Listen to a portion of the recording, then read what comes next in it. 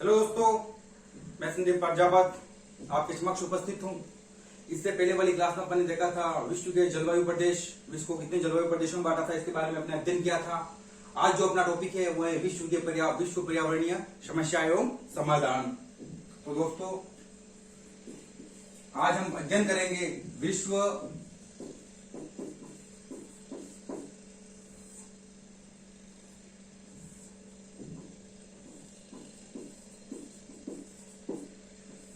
समस्या एवं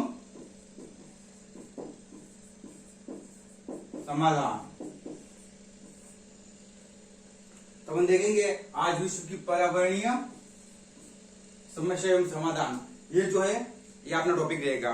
इस टॉपिक के अंतर्गत अपन सबसे पहले अपन अध्ययन करेंगे कार्बन उत्सर्जन। इसका अध्ययन करेंगे कार्बन उत्सर्जन का।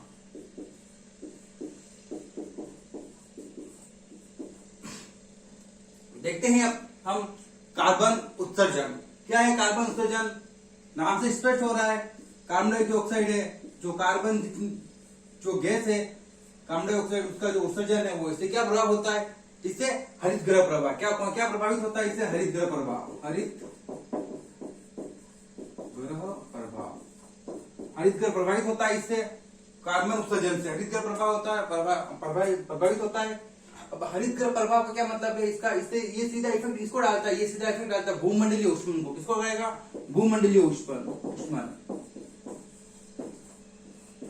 भूमंडलीय ऊष्मन। अब ये भूमंडलीय ऊष्मन क्या है, भूमंडलीय ऊष्मन यानी कि पृथ्वी का पूरा जो भूमंडल है उसके तापमान के का अध्ययन करते हैं अपन इसमें। भूमंडल यानी पूरे पृथ्वी का जो तापमान है वो प्रभावित होगा।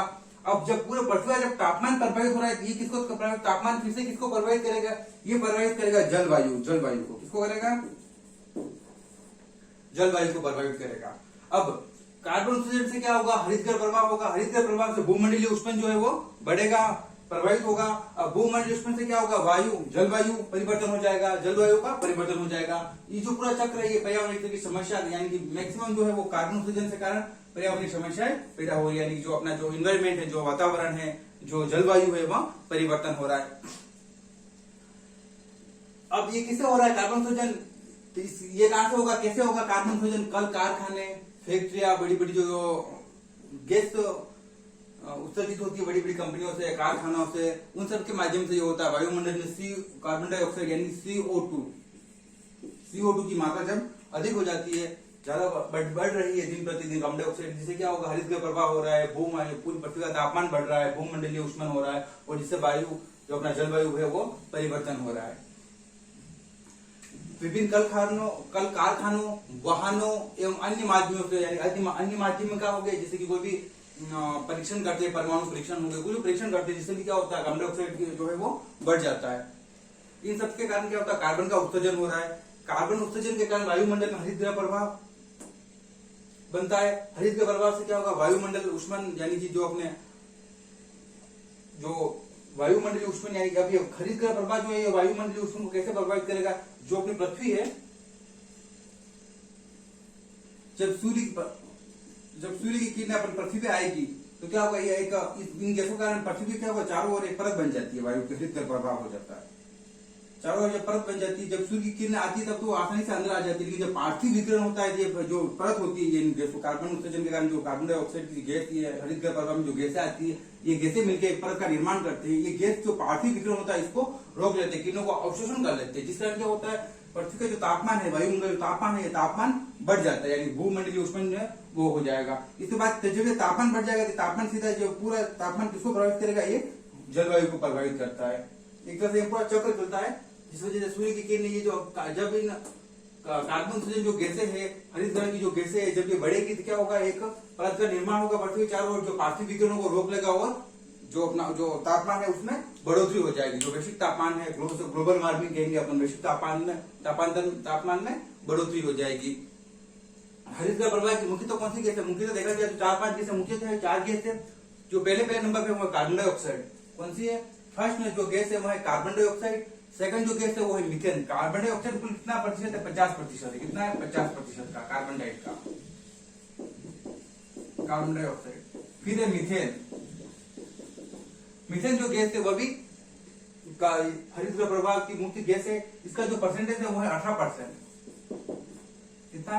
18%। इसके बाद अपन बात करते हैं नाइट्रस ऑक्साइड की। नाइट्रस ऑक्साइड कितना है? 14%। कितना है? 14%।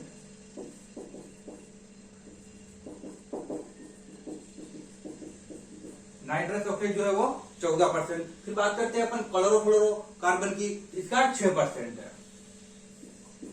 हरितगृह में इनका योगदान 6% है। इस तरह से जो बाकी जो दूसरी अन्य गैसें है वो कुछ पॉइंटों में है, उनका अपन इतना डिटेल से नहीं देखेंगे। तो मुख्य तो जो गैसें ये 4 गैसें जो हमें आना वो नोट डाउन करवा दी। कार्बन डाइऑक्साइड इसका 50% है, मीथेन जिसका 18% है, नाइट्रस ऑक्साइड जिसका 14% है और क्लोरोफ्लोरोकार्बन जिसका 6% है। अब ये जो है पूरी समस्या यानी हरितगृह प्रभावित होता है पूरा कार्बन उत्सर्जन के कारण, ये सब मोटा मोटी बात हो गई थी। अब इसको रोकथाम के लिए क्या क्या प्रयास किए गए हैं, उन प्रयासों के संदर्भ में अपन देखते हैं। तो पहला जो प्रयास हुआ था अंतर्राष्ट्रीय प्रयास, यानी पूरे ग्लोबल लेवल पे होता है, पूरे विश्व के संदर्भ में देखा जाता है इसको। तो अंतर्राष्ट्रीय जो पहला प्रयास हुआ था उसका नाम था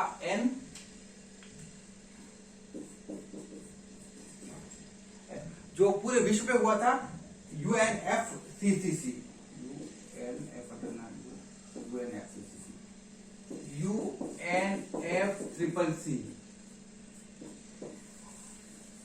पहला प्रयास था ये।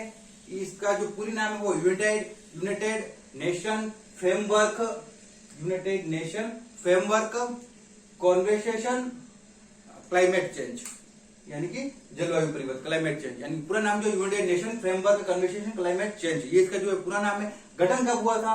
गठन की बात करते हैं इसका अपन 21 मार्च 1990। कब हुआ था? 21 मार्च 1994। अब देखो ये जो डेट बस निकल के आई है 21 मार्च सॉरी, ये डेट क्या है? अपन पहले भी 21 मार्च के संदर्भ में कुछ देख चुके हैं, अपन अध्ययन कर चुके हैं 21 मार्च के बारे में। कोई बताएगा 21 मार्च क्या है?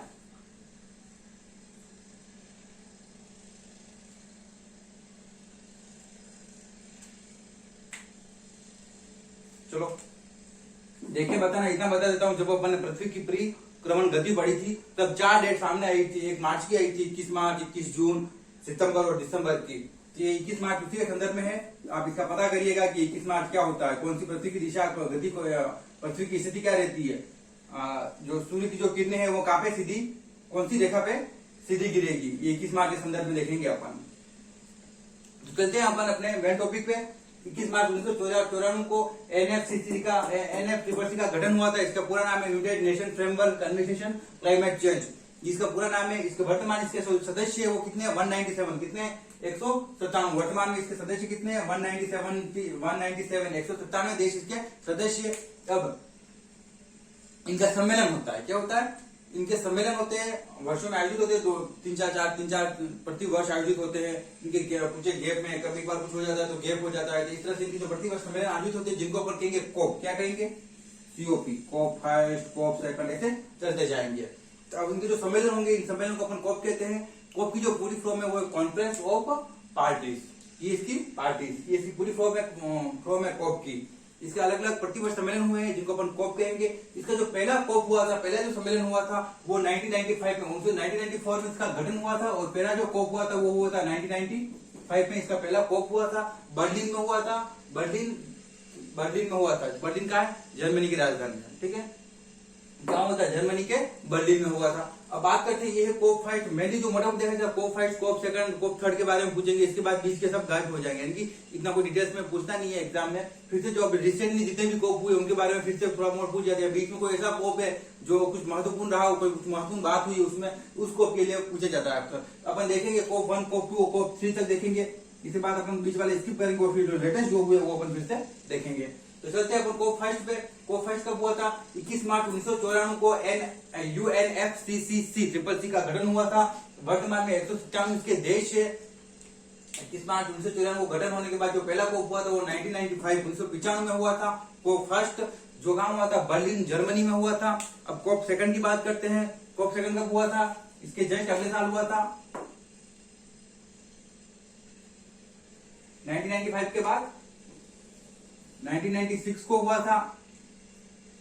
ये कहां हुआ था? 1996 वाला ये जो हुआ था वो जेनेवा। कहां हुआ था? जेनेवा स्विट्जरलैंड है। जेनेवा का है स्विट्जरलैंड में। तो कोप जो 1996 है वो कहां हुआ था? जेनेवा में हुआ था। अब अपन बात करते हैं कोप 3 की।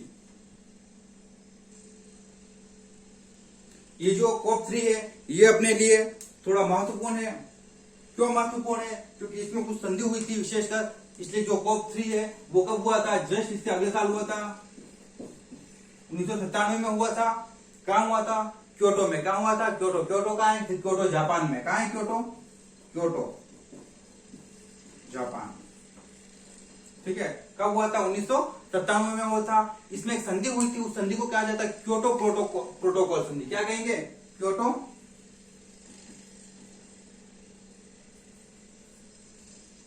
प्रोटोकॉल।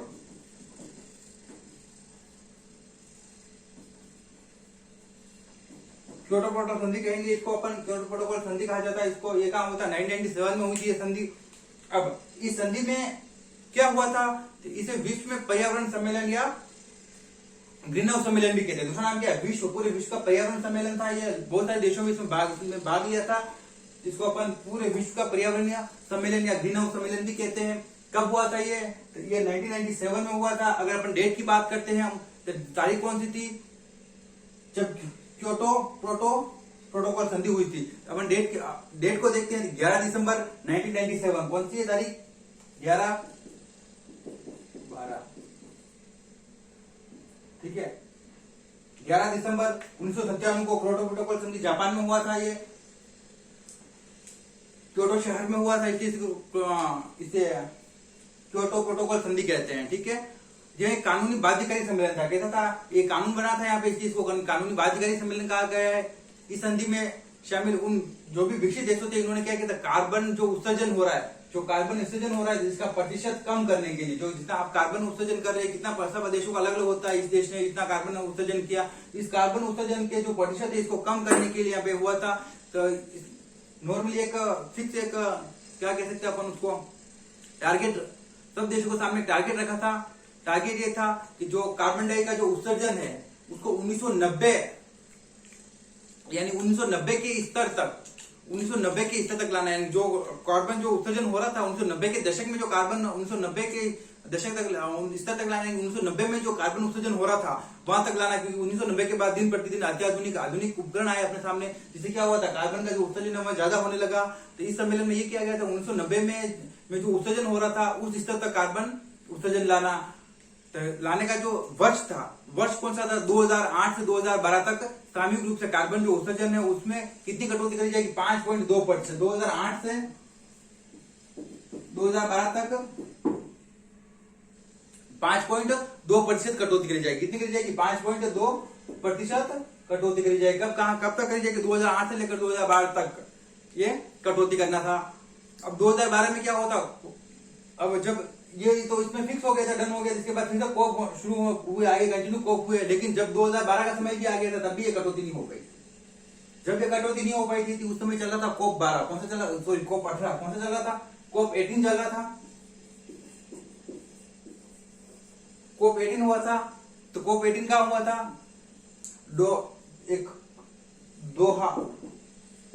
दोहा करके एक स्थान है, ये कतर में। कहा है? कतर में है। ये जो कोप 18 है ये कतर में हुआ था। दोहा स्थान है, दोहा या दोहा कर सकते हैं अपन, वहां पे हुआ था। तो इसमें फिर से क्या किया था कि जो अवधि थी 2008 से 2012 तक, इस अवधि को बढ़ा दिया गया। बढ़ा के कितनी कर दी गई थी? 2020 कर दी गई थी। चलो 2020 तक 5.2% तक कटौती कर देंगे, ये हुआ था इसमें। तो ये सम्मेलन एक और अपन को याद रखना। कोप 18 में क्या हुआ था? कोप 18 में जो क्योटो प्रोटोकॉल जो संधि हुई थी उसकी अवधि बढ़ाकर 2008-12 से बढ़ा के कितनी कर दी? 2020 कर दी थी। ये अपन को ध्यान में रखना है। कोप 18 के संदर्भ में कहां हुआ था? दोहा, कतर में हुआ था। अब बात करते हैं अपन, अभी तक कितने कोप हो गए? अभी तक जो कोप हो गए वो कितने? 25 कोप हो गए। कितने हो गए? 25। ये जो कोप का देख रहे हैं अपन, ये कितना? यूएनएफसीसी के कोप है। किसके? यूएनएफसीसी के कोप है। ठीक है, अलग अलग जो ये बने थे अपने यूएनएफसीसी की तरह अलग अलग संस्था जो बने थे, उन सबके अलग अलग कोप होते थे। ये जो कोप है ये किसके? यूएनएफसीसी के, CCC के कोप है। अभी तक कितने हो गए? 25 कोप हो गए। जो 25वां जो कोप था वो कहां हुआ था? वो स्पेन में हुआ था, मैड्रिड स्पेन में हुआ था। कब हुआ था? 2019 में। कब हुआ था? 2019 में 25वां कोप हुआ था। बात करते हैं अपन 2020 की। तो 2020 में जो कोप होने वाला था वो था स्कॉटलैंड में। ठीक है, स्कॉटलैंड में होने वाला था 2020 में, लेकिन क्या हुआ, कोरोना आ गया, उससे पहले इसको कैंसिल कर दिया था। ठीक है, कोरोना की वजह से कोप रद्द हो गया और यह आगे एक्सटेंड हो गया, बढ़ गया। अब जो प्रस्तावित है कोप 26, कौन सा अभी वर्तमान समय में जो प्रस्तावित है वो है कोप 26।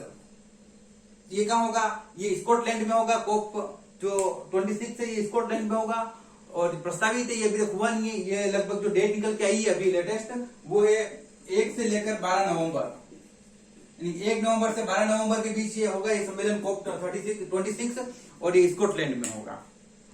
ये कुछ कोप की जानकारी जो अपने हमने अध्ययन किया है। ठीक है, यूएनएफसीसी के जो कोप है, विश्व के पर्यावरणीय समस्या समाधान में एक संगठन बना गया यूएनएफसीसी, जिसके माध्यम से ये कहा गया है कि जो कार्बन डाइऑक्साइड का जो स्तर है उसको कम किया जाए। तो कार्बन डाइऑक्साइड को स्तर को कम करने के लिए कुछ कोप हुए थे, प्रथम कोप, द्वितीय कोप, पहले और दूसरे कोप में क्या खाली सब देशों को आमंत्रित किया गया था कि ये कोप हो रहे, हम ये कर रहे, सब देश उसमें जुड़ने लगे थे। तो वर्तमान में जो सदस्य है वो कितने सदस्य है, तो 197 सदस्य है। तो जब ये पूरी तरह से प्रभावित लग गए थे, अब मैक्सिमम देश इससे जुड़ चुके हैं, तब जाके कोप 3 में जाके एक संधि हुई थी, जिसे क्योटो प्रोटोकॉल संधि कहा जाता है, जो जापान में हुई थी। कब हुई थी, 11 दिसंबर 1997 को हुई थी। इस संधि के अंतर्गत क्या हुआ था, इस संधि के अंतर्गत ये कहा गया था कि जो अपना कार्बन जो उत्सर्जन है, इसका जो स्तर है वो कब तक कहां तक लाना, 1990 के दशक, 1990 के टाइम जो कार्बन उत्सर्जन का जो स्तर था उस स्तर तक लाना, इसके लिए एक टाइम दिया गया था। इस टाइम के बीच अपन को कार्बन का जो उत्सर्जन इसको कम कर देना है। वो टाइम था 2008 से 2012 तक का, लेकिन नहीं हो पाया था। तो फिर क्या हुआ था, कोप 18 हुआ था, दोहा कतर में हुआ था। कोप 18, उस कोप 18 के संदर्भ में हमने देखा कि कोप 18 में क्या हुआ था, ये जो टाइम पीरियड था 2008 से 2012 तक का, इस टाइम पीरियड को आगे बढ़ा दिया। क्या 2008 से 2012 का जो टाइम था, जिसमें कितनी कटौती करनी थी, कार्बन उत्सर्जन में 5.2% की कटौती करनी थी, इस टाइम को आगे बढ़ाकर 2020 कर दिया गया था। दोहा कतर में आयोजित हुआ था, इससे ये मुख्य है, थोड़ा इंपोर्टेंट है अपने लिए कोप 18। फिर बात करते हैं अपन अभी जो लेटेस्ट कोप हुआ था कोप 25, ये कहाँ हुआ था, कोप 25 मैड्रिड स्पेन में हुआ था, 2019 में हुआ था ये। तो इसके बाद जो कोप 26 जो होने वाला था 2020 में, वो क्या हुआ था, एक्शन हो गया, कोरोना की वजह से आगे बढ़ गया। अभी 2021 में ये प्रस्तावित है, कहाँ पे है, स्कॉटलैंड में होने वाला है। स्कॉटलैंड में तारीख क्या है, 1 नवंबर से 12 नवंबर के बीच ये आयोजित होगा। ठीक है, फिर क्या पता और क्या कंडीशन होती है आगे, कोरोना की वजह से हो सकता है एक्शन हो जाए, नहीं भी हो गए। ठीक है, अभी आपको ये डेट लेके चलनी, लेकिन अपडेट होते रहना, आपको नवंबर एग्जाम के टाइम एक बार अपडेट हो जाना कि जो ये कोप 26 है ये हुआ है या नहीं हुआ है। ठीक है, जब भी डेट एग्जाम हो आपके एक बार अब ये क्लियर कर लेना इसका। लेकिन अभी जो प्रस्तावित है ये स्कॉटलैंड में प्रस्तावित है और 1 नवंबर से 12 नवंबर के बीच प्रस्तावित है कोप 26। ठीक है, तब होगा। अब बात करते हैं अपन आगे ओजोन अवक्षय, क्या होता है ओजोन अवक्षय, उसका अध्ययन करते हैं हम। तो देखते हैं अपन ओजोन क्या है, ओजोन गैस क्या है। हमारे वायुमंडल में जो समताप मंडल है, पृथ्वी के जो अलग अलग मंडल बने हुए हैं, वायुमंडल में अलग अलग मंडल बने हुए हैं, क्षोभ मंडल, समताप मंडल, आयन मंडल, बहिर्मंडल। तो जो समताप मंडल है, समताप मंडल में गैस पाई जाती है, उस गैस का नाम है ओजोन गैस। कौन सी गैस है, ओजोन गैस है। इसकी जो ऊंचाई है वो 20 से 35 किलोमीटर, यानी कि 20 से लेकर 35 किलोमीटर की ऊंचाई पर एक गैस पाई जाती है समताप मंडल में। कौन सा मंडल में पाई जाती है, समताप मंडल में, समताप। ठीक है, समताप मंडल में पृथ्वी के जो 20 से 25 किलोमीटर ऊंचे पर समताप मंडल है, समताप मंडल में गैस पाई जाती है जिसको ओजोन गैस कहा जाता है। अब ये जो ओजोन गैस, इसका मुख्यतः काम क्या है, ये पूरी पृथ्वी को घेरे हुए है, एक तरह से परत बनाई हुई है। इसी ओजोन गैस के कारण अपन को सूर्य का जो इसका आसमान का जो कलर है वह नीला कलर दिखाई देता है, उसका जो कारण ओजोन गैस ही है। तो बात करते हैं अपन ओजोन गैस के संदर्भ में, ये ओजोन गैस क्या है। ये ओजोन गैस जो सूर्य से जो आने वाली पराबैंगनी जो किरणें होती है, जो किरणें होती है, पराबैंगनी किरणें होती है, बहुत विनाशकारी किरणें होती है।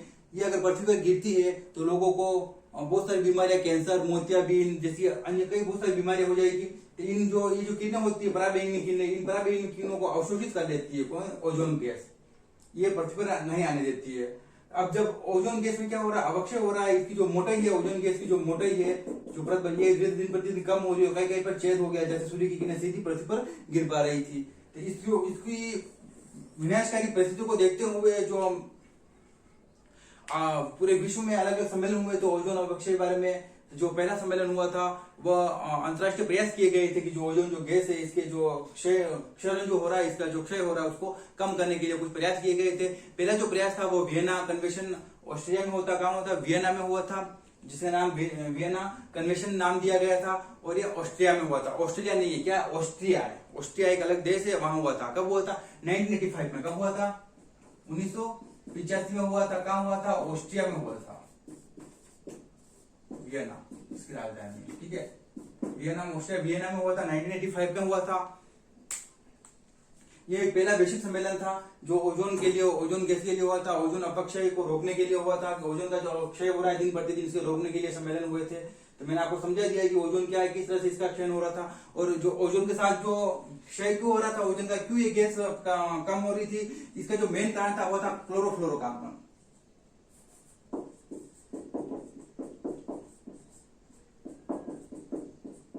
क्लोरोफ्लोरोकार्बन, ये क्लोरोफ्लोरोकार्बन जब वायुमंडल में बढ़ रही थी, ये क्लोरोफ्लोरोकार्बन क्या कर रही थी, ओजोन गैस से क्रिया करके ओजोन को किसमें, ऑक्सीजन में परिवर्तित कर दी थी, ऑक्सीजन में परिवर्तन कर दे रही थी। क्या कर रही थी, क्लोरोफ्लोरोकार्बन का उत्सर्जन हो रहा था। तो क्लोरोफ्लोरोकार्बन के उत्सर्जन से क्या हो रहा था, जो अपना जो ओजोन गैस थी, ये क्लोरोफ्लोरो दोनों क्रिया करके किसमें, ओजोन का ऑक्सीजन में परिवर्तन हो रहा था। इस वजह से ओजोन जो गैस की जो परत थी कम होती जा रही थी। यही एक रीजन था कि ओजोन कम होती जा रही थी, इसकी जो मोटाई है वो कम होती जा रही थी, और सूर्य से आने वाली पराबैंगनी किरणें सीधे पृथ्वी पर आने की संभावना बढ़ गई थी और कुछ क्षेत्र में आ भी रही थी। तो इसको रोकने के लिए ये हुआ था। अब जो क्लोरोफ्लोरो जो कार्बन थी, ये मुख्यतः अपने एसी, फ्रीज इससे निकलती है। इसका अभी विकल्प अपने पास मौजूद है, एक दूसरी गैस है जो इसके विकल्प में रूप में कार्य कर रही है। इसका जो उपयोग है वो बहुत ही कम कर दिया है, और कई कभी इसको बिल्कुल बंद ही कर दिया है इसका उपयोग, विकल्प मौजूद है इसका, इसलिए। तो दोस्तों अब देखते हैं जो पहला जो इसका सम्मेलन हुआ था ऑस्ट्रेलिया वियना में हुआ था, 1985 में हुआ था। इसमें कोई इतने खास कुछ ऐसी कुछ बात नहीं हुई थी, खाली इसके बारे में संदर्भ में बात हुई थी। यानी शुरू में कोई सम्मेलन होता है तो इतने जो देश है उससे जुड़ते नहीं, इसलिए उनमें कोई ऐसा वो होता नहीं है, इसलिए ये भी इतना वो नहीं हुआ था, कुछ इसमें ज्यादा इंपॉर्टेंट कुछ बात हुई नहीं थी। तो देखते हैं अपन दूसरा जो हुआ था सम्मेलन वो कहाँ हुआ था। दूसरा सम्मेलन इसका मॉन्ट्रियल प्रोटोकॉल जो कनाडा में हुआ था। कहाँ हुआ था? कनाडा में हुआ था। नाम क्या था? Montreal protocol Canada, 1987। कब हुआ था? 1900 ठीक है, क्या हुआ था? कनाडा में हुआ था ये, ठीक है, मॉन्ट्रियल, ठीक है, कब हुआ था? कनाडा में हुआ था, तो मॉन्ट्रियल में हुआ था, कनाडा मॉन्ट्रियल प्रोटोकॉल 1987। इसमें क्या किया गया था? इसमें वही प्रोटोकॉल हुआ था, यानी कनाडा में जो मॉन्ट्रियल शहर है वहां पे हुआ था ये। इस सम्मेलन में यह निर्णय लिया गया था कि जो वर्ष 2000 से तक जो क्लोरोफ्लोरोकार्बन का जो उत्पादन है 2000 तक, जो इसमें हुआ था क्या 1987 में, वर्ष 2000 तक जो क्लोरोफ्लोरोकार्बन है वो 90% तक कम कर दिया जाएगा। क्या कर दिया जाएगा?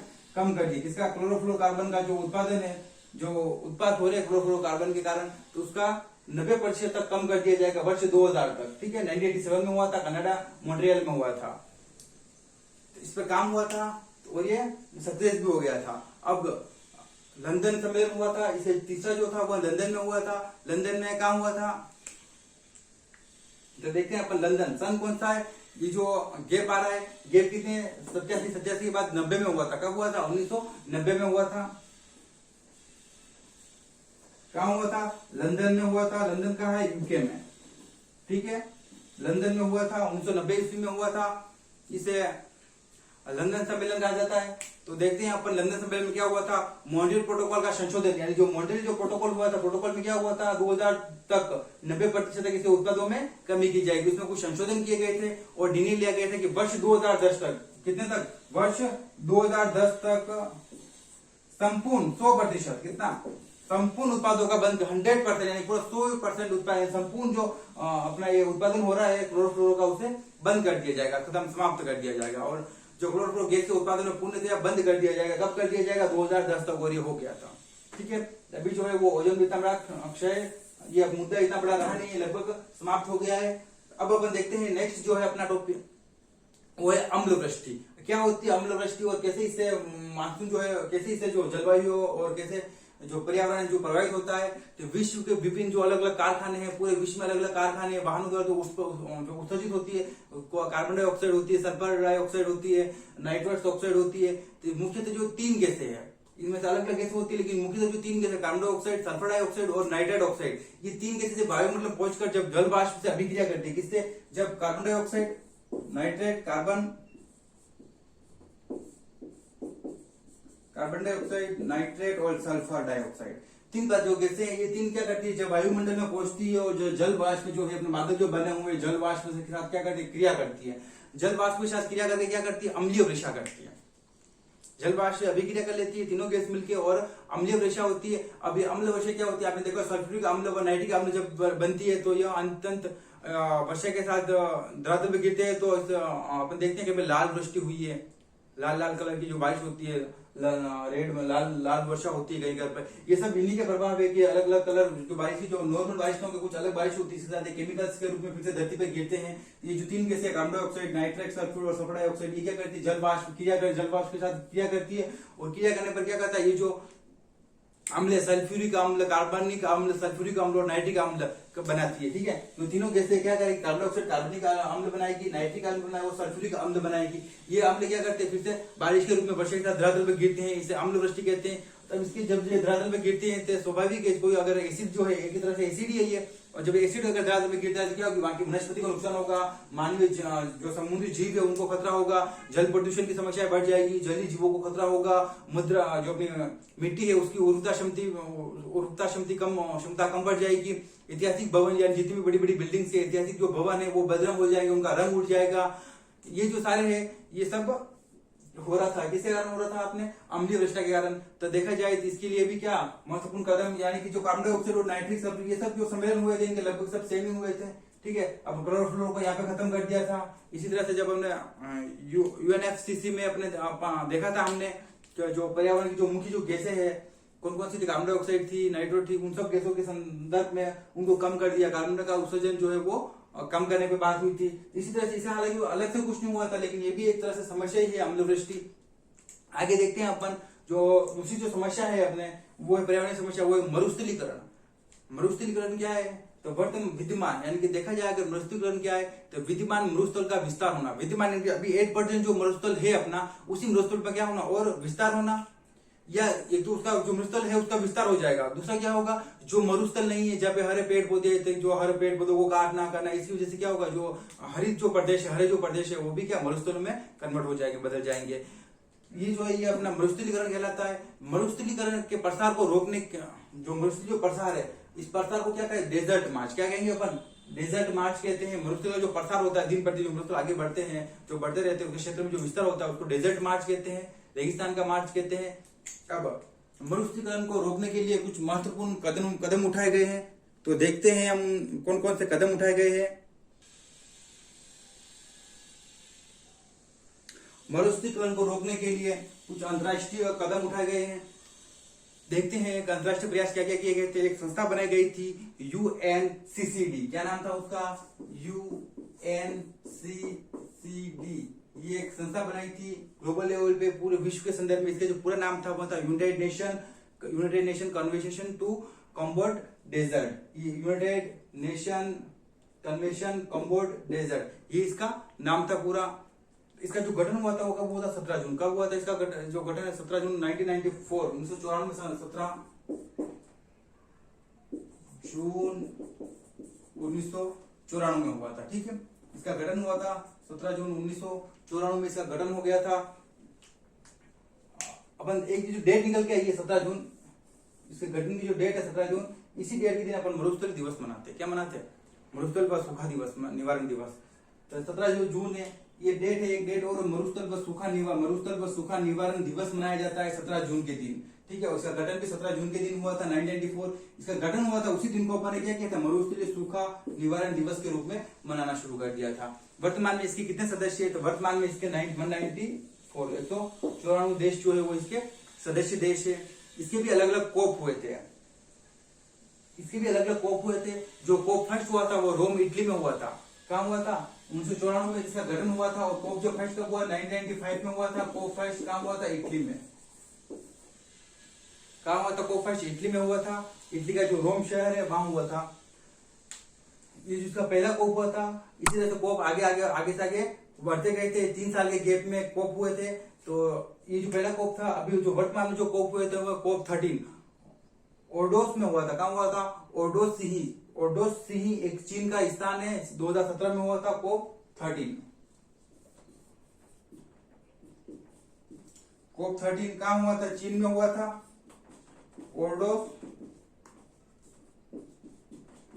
ओर्डोस सिही। ठीक है, कोप जो 13 है वो कहाँ हुआ था? ओर्डोस सिही में हुआ था। ये ओर्डोस सिही कहाँ है? ये ओर्डोस सिही जो है वो चीन में है। फिर बात करते हैं कोप 13 के बाद कोप 14। तो कोप 14 जो है वो प्रस्तावित है, कोप 14 जो है वो प्रस्तावित है। कहाँ? अपने भारत में ही होगा। जो प्रस्तावित है वो भारत में प्रस्तावित है। इसकी जो संभावित जो डेट है वो 2 सितंबर से 13 सितंबर के बीच में भारत में नई दिल्ली में है प्रस्तावित है कोप 14। कौन सा? कोप 14 जो है वो प्रस्तावित है। कहाँ प्रस्तावित है? भारत में ही प्रस्तावित है। ठीक है, नई दिल्ली में। कोप 14 जो है वो प्रस्तावित भारत में है, नई दिल्ली में प्रस्तावित है। ये 2021 में होगा। डेट जो निकल के आई है, इसकी जो डेट है वह 2 से 13 सितंबर 2 सितंबर से 13 सितंबर के मध्य होगा। एक बार फिर आप एग्जाम से पहले इसको रीड कर लेना, कंफर्म कर लेना कि जो कोप 14 आगे तो नहीं बढ़ गया है, ठीक है, या फिर कहीं एक्सटेंड तो नहीं हो गया है। तो ये आप तब एग्जाम के टाइम दिनों में आप एक बार क्लियर कर देना। लेकिन अभी जो 8% की जो मैं बात कर रहा हूँ, आज की जो लेटेस्ट बात कर रहा हूँ, ये कोप 14 जो प्रस्तावित है भारत नई दिल्ली में प्रस्तावित है, जो डेट है वो 2 सितंबर से 13 दिसंबर है। 2 सितंबर से 13 सितंबर के मध्य है। ठीक है, भारत नई दिल्ली में प्रस्तावित है। और एक डेट निकल गई थी 17 जून। इसके संदर्भ में यही है कि मरुस्थल व सूखा निवारण जो दिवस है वो 17 जून को ही मनाया जाएगा। क्यों मनाया जाएगा? क्योंकि यूएनसीसीडी की जो स्थापना हुई थी वो 17 जून 1994 में हुई थी। यूएनसीसीडी का जो पूरा नाम है वो है united nation convention to combat desertification. ये इसका जो है वो पूरा नाम है, आपको याद रखना है। ये हुआ। इसके बाद अपन देखते हैं पर्यावरणीय अवनयन। क्या है पर्यावरणीय अवनयन के बारे में? तो दोस्तों चलते हैं पर्यावरणीय अवनयन की ओर। हमारे जो जितने भी प्राकृतिक संसाधन है, सभी प्राकृतिक संसाधन कौन कौन से? जल हो गया, वायु हो गई, भूमि हो गई, मृदा हो गई, वन हो गई। इनकी जो गुणवत्ता में जो कमी आ रही है, जो ये कमी आ रही है, इस कमी को अपन क्या कहेंगे? पर्यावरणीय अवनयन कहेंगे। जो भी अपने जितने प्राकृतिक संसाधन है, चाहे वह नदी हो गए, जल, वायु, भूमि, मृदा, इन सब में जो उनकी जो गुणवत्ता में जो कमी आ रही है, मिट्टी की गुणवत्ता में कमी आ रही है, दिन प्रतिदिन उसकी जो उर्वरकता जो क्षमता है उसका ह्रास होता जा रहा है। जल दूषित हो रहा है, वायु दूषित हो रही है, पर्यावरण दूषित हो रहा है। इससे इनकी जो गुणवत्ता में जो कमी आ रही है, इन गुणवत्ता में कमी को ही अपन कहेंगे पर्यावरणीय अवनयन कहेंगे। पर्यावरण अवनयन के बचाव हेतु हमें सतत विकास की अवधारणा अपनाइए। किसकी विकास? कौन सी विकास? सतत विकास की अवधारणा। इससे पर्यावरणीय अवनयन से बचाव हेतु हमने क्या किया? सतत विकास की अवधारणा अपनाइए। एक बात निकल के आती है, सतत विकास क्या है? सतत विकास क्या है? सतत विकास को अपन दूसरे नाम से जानते हैं, अपन पर्यावरणीय विकास। एक नाम और संपोषणीय विकास, या फिर अपन एकदम सिंपल शब्दों में कहें तो विनाश रहित विकास। क्या होगा? सतत विकास का मतलब है विनाश रहित विकास, यानी कि ऐसा विकास जो विनाश से रहित हो या जिसके दुष्परिणाम हो वो बहुत ही कम से कम सामने आए। अपन देखते हैं परफेक्ट परिभाषा क्या हो सकती है इसकी। सतत विकास से क्या आशय हो सकता है? यानी कि अपन इस प्रकार का विकास करना चाहिए जिससे पर्यावरण को न्यूनतम से न्यूनतम यानी कम से कम क्षति पहुंचे। संसाधनों का उपयोग इस प्रकार से करना है कि जो अपनी जो वर्तमान जो भावी जो पीढ़ी है, जो आने वाली जो पीढ़ी है, उसके लिए भी उनकी उपलब्धता बनी हुई रहे। इस तरह से अपन को संसाधन जो अपने आने वाली पीढ़ी के लिए भी बचा के रखना है, यही सतत विकास है। जो इसके लिए जो वैश्विक प्रयास किए गए थे पर्यावरणीय अवनयन के लिए, अपन देखते हैं स्टॉकहोम सम्मेलन स्वीडन कहाँ हुआ था पहले। इसकी जो विश्व के संदर्भ में जो इसके जो प्रयास किए गए थे, पहला सम्मेलन हुआ था स्टॉकहोम सम्मेलन। जितने भी अभी तक अपन पढ़े हैं यूएनसीसीडी, यूएनएफसीसी, जो CCC अपने जो पढ़े हैं, ये सब उन्हीं के ऊपर से जो स्टॉकहोम सम्मेलन जो हुआ था स्वीडन में, सबसे पहले हुआ था 1972 में हुआ था। कब हुआ था? 1972 में हुआ था। पर्यावरण चेतना पर प्रथम सम्मेलन हुआ था ये। इस सम्मेलन द्वारा 5 जून को विश्व पर्यावरण दिवस, कौन सा? विश्व पर्यावरण दिवस कब मनाया जाएगा? 5 जून को मनाया जाएगा। भी रिसेंटली थोड़े दिनों पहले गया था पर्यावरण दिवस, जो 5 जून को विश्व पर्यावरण दिवस मनाया जाएगा। ये कब हुआ था? ये 1972 से अपन मनाते आ रहे विश्व पर्यावरण चेतना पर जो पहला स्टॉकहोम सम्मेलन जो हुआ था स्वीडन में हुआ था 1972 में हुआ था। इसी में एक संदर्भ में देखा गया था कि 5 जून को विश्व पर्यावरण दिवस की घोषणा की गई थी। अपन 5 जून है उसको विश्व पर्यावरण दिवस के रूप में मनाएंगे।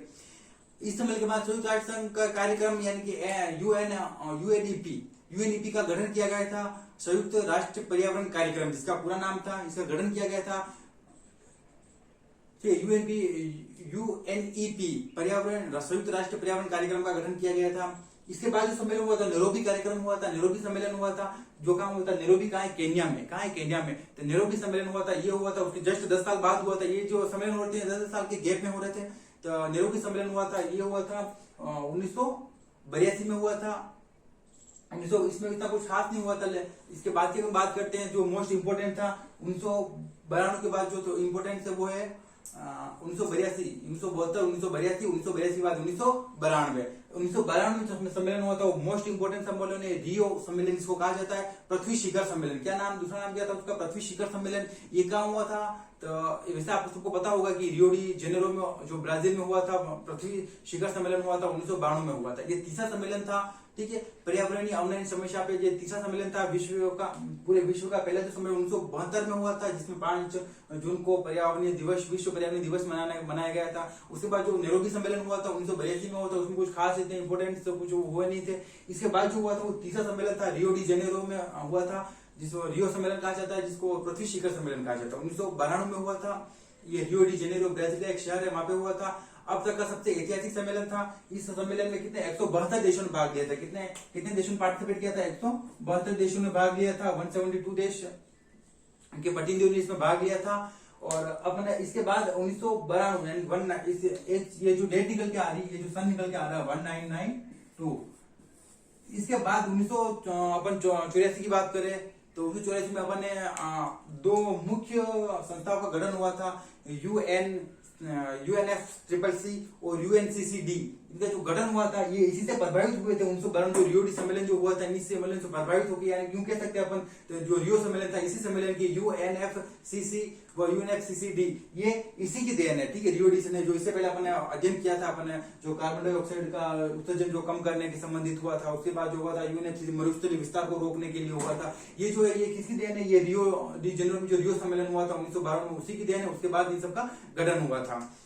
अब जो चौथा सम्मेलन की देखते हैं अपन, जोहान्सबर्ग सम्मेलन कहा जाता है, जिसको जोहान्सबर्ग का है, दक्षिणी अफ्रीका में। ये कब हुआ था, 10 साल के गैप में फिर से 1992 से 2002 यानी कि 2002 में हुआ था। जोहान्सबर्ग सम्मेलन चौथा सम्मेलन था, ये 2002 में हुआ था। कहाँ हुआ था, दक्षिणी अफ्रीका में हुआ था। इसमें भी इतना कुछ खास नहीं हुआ था। इसके बाद अपन देखते हैं 14 के बाद 5वां जो सम्मेलन हुआ था वो फिर से रियो डी जेनेरो में हुआ था। कहाँ हुआ था, रियो डी जेनेरो में हुआ था, ब्राजील में हुआ था। 2012 में हुआ था, रियो डी जेनेरो में हुआ था। अब इसको देखो दोनों सेम हो रहे, रियो सम्मेलन जो 5वां सम्मेलन था इसको रियो 20 नाम दिया। क्या नाम दिया था इसको, रियो 20।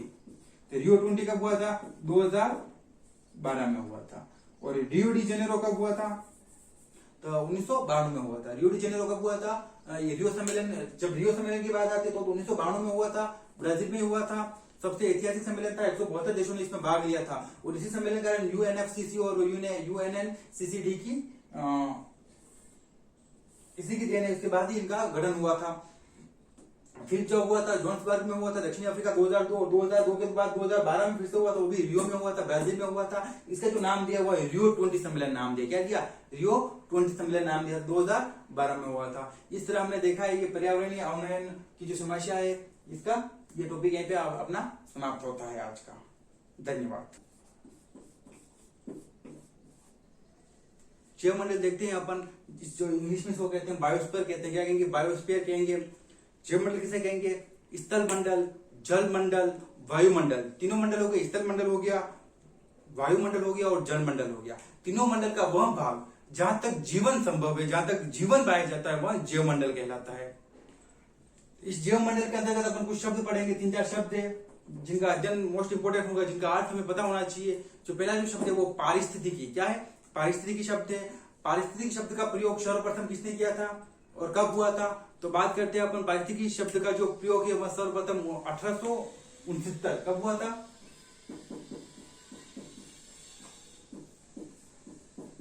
1869 ईस्वी में हुआ था।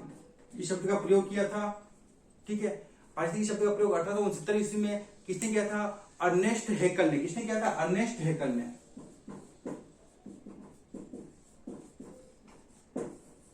अर्नेस्ट हैकल नाम के एक थे, इन्होंने इनका किया था। जीवधारी व भौतिक पर्यावरण के बीच अंतर संबंधों का अध्ययन करने वाला जो विषय है या जो विज्ञान है उसको अपन पारिस्थितिकी कहा जाएगा।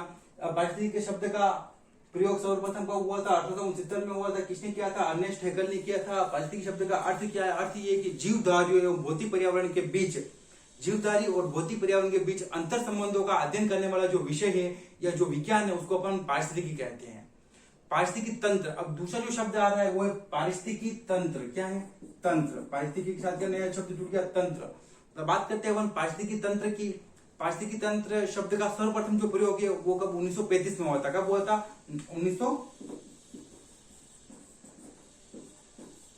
1935 ईस्वी में हुआ था। पारिस्थितिकी तंत्र शब्द का प्रयोग किसने किया था? एजी टांसले। किसने किया था? एजी टांसले ने किया था। इसका जो शाब्दिक अर्थ है वहां क्या है? जीवधारियों एवं भौतिक पर्यावरण के बीच जो अंतर क्रिया को, जो जीवधारी यानी जो भी जीवधारी है जिसने जीव को धारण कर रखा है वो और भौतिक पर्यावरण दोनों के बीच में जो अंतर क्रिया हो रही है उसको अपन कहेंगे परितंत्र। क्या कहेंगे? पारिस्थितिकी तंत्र कहेंगे। शॉर्टकट नाम क्या है इसका? परितंत्र, यानी कि पारिस्थितिकी तंत्र कहेंगे अपन इनको। शब्द का प्रयोग सर्वप्रथम कब हुआ था? 1935 में हुआ था। किसने किया था? एजी टांसले ने किया था। अर्थ क्या है? जीवधारी वो भौतिक पर्यावरण के बीच जो अंतर क्रिया होती है उस अंतर क्रिया को अपन पारिस्थितिकी तंत्र कहेंगे या परितंत्र कहेंगे। शॉर्टकट फॉर्म इसका परितंत्र। एक शब्द निकल के आता है बायोम या जीवोम। क्या कहेंगे? बायोम या जीवोम।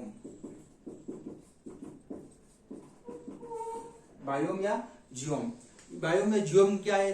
किसी भौगोलिक क्षेत्र में उपस्थित वनस्पति जात, यानी कोई भी एक क्षेत्र हो गया, कोई भी एक यानी कि भौगोलिक क्षेत्र, यानी बहुत बड़ा भूभाग हो गया, जैसे कोई मरुस्थल हो गया, कोई वन हो गया, पूरा वनीय क्षेत्र है, कोई ध्रुव यानी पूरे ध्रुव पे जो अलग प्रकार का जो पर्यावरण होगा या अलग तरह का जो जलवायु होगी, तो कोई बायोम या जीवोम किसे कहेंगे? कोई भौगोलिक क्षेत्र में उपस्थित वनस्पति जात, यानी कोई बड़ा क्षेत्र है उसको जो वनस्पति जात एवं प्राणी जात का जो समूह है उस इकाई को अपन बायोम कहेंगे। क्या कहेंगे? बायोम। तो अब बायोम कैसे? जैसे कोई मरुस्थल हो गया, मरुस्थली बायोम, वन बायोम, ध्रुवीय बायोम, घास बायोम, घास क्षेत्र बायोम, समुद्री बायोम, ये अलग अलग क्षेत्र है, बहुत बड़े विस्तृत क्षेत्र है अपने आप में, जहाँ पे प्राणी जात और वनस्पति जात का एक समूह उस इकाई में निवास करता रहता है, उसे अपन बायोम कहते हैं या जीवोम कहेंगे।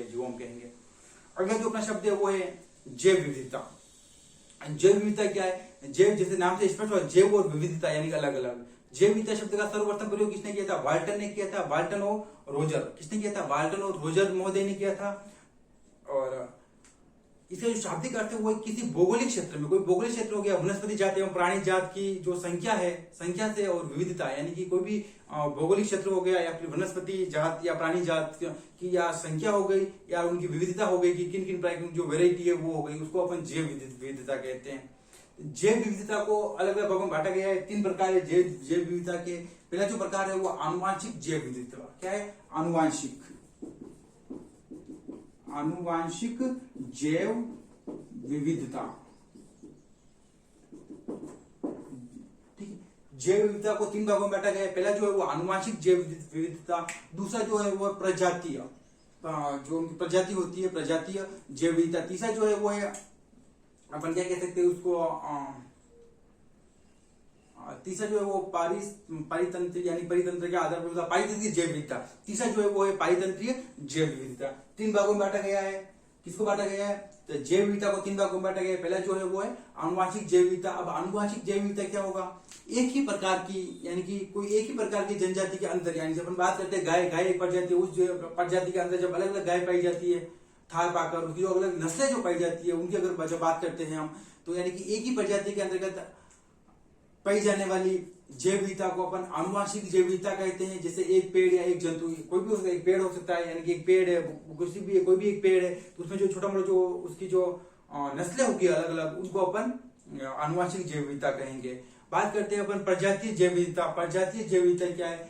किसी एक भौगोलिक क्षेत्र में, कोई भी एक भौगोलिक क्षेत्र हो गया, वहां पे वनस्पतियों एवं जीवों की जो प्रजाति आती है, कोई भी एक भौगोलिक क्षेत्र हो गया, उस भौगोलिक क्षेत्र में जो वनस्पति या फिर जो प्रजाति यानी जो जीवों की जो प्रजाति आएगी, उन प्रजातियों को अपन प्रजातीय जैव विविधता कहेंगे।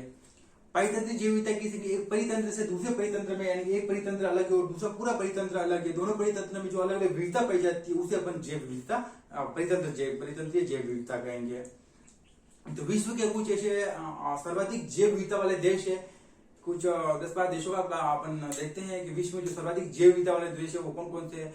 तो अपन हम जो ये जैव विविधता वाले जो देश देखेंगे, ये महाद्वीपों के संदर्भ में देखेंगे कि कौन से महाद्वीप में कौन कौन से देश है जहाँ पे मैक्सिमम ज्यादा जैव विविधता पाई जाती है।